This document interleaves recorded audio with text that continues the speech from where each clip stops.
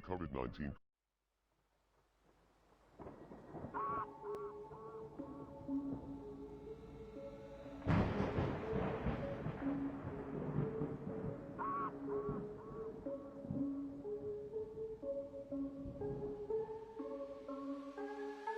Greetings, citizens of the world. This is Anonymous.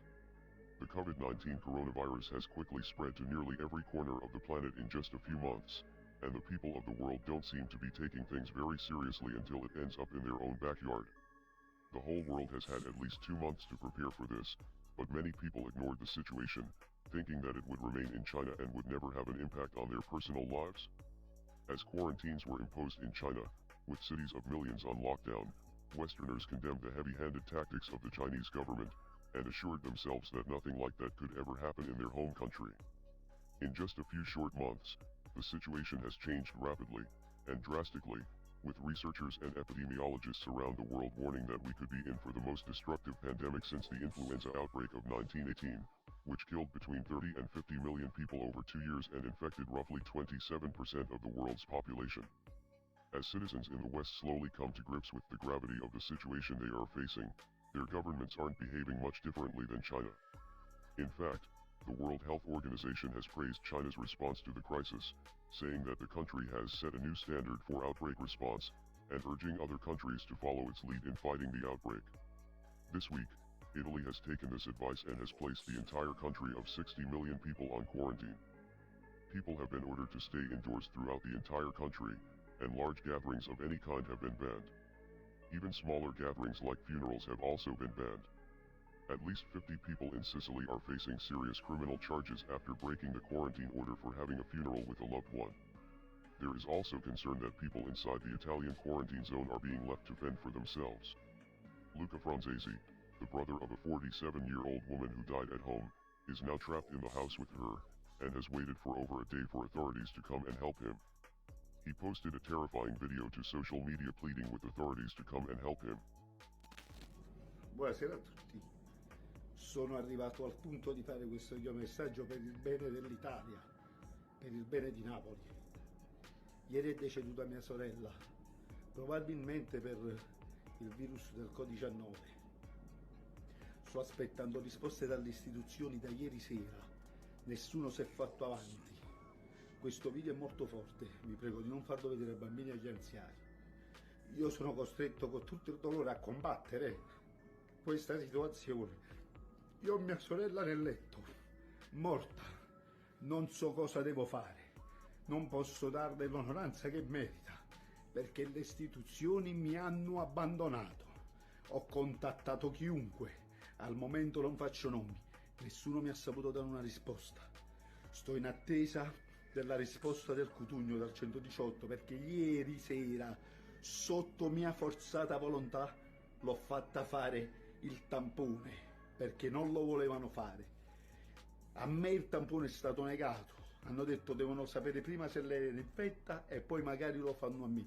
Io mi sono messo in autoquarantena, oggi potrei andare dappertutto a diffondere il virus se ce l'ho, perché io a mia sorella, per tenerla in vita, gli ho fatto la respirazione bocca a bocca e nessuno se n'è fregato, nessuno, le istituzioni, nessuno sta chiamando. La prima è stato il mio medico curante, il medico curante di mia sorella, che se n'è fregata, non è venuto a casa a controllarla. Mia sorella aveva una forma di epilessia, era un soggetto a rischio e se ne sono fregati tutti. Ragazzi, stiamo rovinati, l'Italia ci ha abbandonato. Diamoci forza l'uno con l'altro, vi prego di diffondere questo video dappertutto. Rendiamolo virale. Io voglio una risposta. As more people are getting tested in Europe and the United States, it is becoming apparent that this virus gained a foothold on every continent, aside from Antarctica, of course, and so other Western countries are now starting to think about how they can quarantine their own populations. In the US, where citizens insisted that something like this could never happen on American soil, the National Guard was called to a region of New York that has become a new epicenter for the virus on the East Coast. We also have some breaking news on efforts to contain the coronavirus in a city hit hard. New Rochelle, New York, just north of New York City. Joining me now is NBC News correspondent Ron Allen. Ron, what can you tell us? I understand Governor Cuomo just made some news. He did, Chris. He's calling in the National Guard to help set up what's called a containment area around a hotspot, a cluster. New York Governor Andrew Cuomo insists that the National Guard is only there to help deliver supplies and clean up, but the presence of military troops certainly has many local residents on edge. It was also reported that Cuomo was using prison labor to make large volumes of hand sanitizer to make up for the recent shortage, so it is understandable if some citizens suspect veiled threats behind his flowery promises. New Rochelle is a particular problem. It is what they call a cluster. The numbers have been going up, the numbers continue to go up, the numbers are going up unabated, and we do need a special public health strategy for New Rochelle.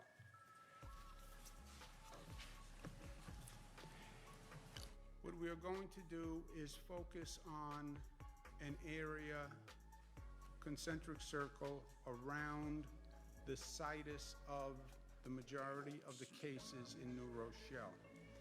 Much of the transmission tends to happen on a geographic basis. Kids go to school, kids go to a store, parents go to a store, parents walk down the block, shake hands with someone, parent is walking the dog, meets somebody, says hello, has a conversation. Remember how this spreads, can spread from it's a respiratory illness, droplets of a sneeze, a cough, it's on somebody's hand, you shake hands, now you have an issue. So containment strategies focus on geographic areas. It was also announced that Georgia, in the southern United States, will be turning a portion of a state park into a quarantine zone for coronavirus patients.